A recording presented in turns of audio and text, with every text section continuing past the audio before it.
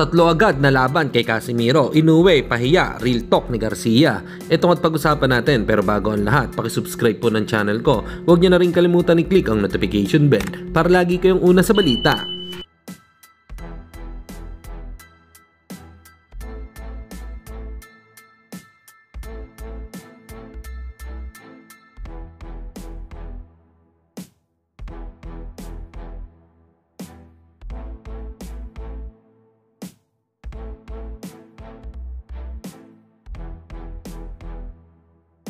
Samantalang sa komento naman ni Robert Garcia patungkol sa naikukumpara si Japanese Monster Naoya Inoue kay Manny Pacquiao, hindi daw ito pwedeng ikumpara kay Pacman dahil masyado daw inalagaan ang kanyang promoter.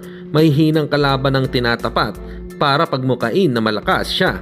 Hindi daw tulad ni Manny Pacquiao noon na kada itapat ang promoter na kalaban ay tinatalo ni Pacquiao. Ibig sabihin ni Garcia, yung mga lehitimong fighter, hindi putyo-putyo lang.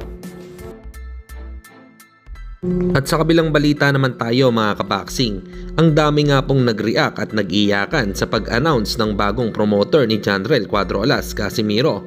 Malaking promoter kasi ito sa Japan na Kameda Promotion.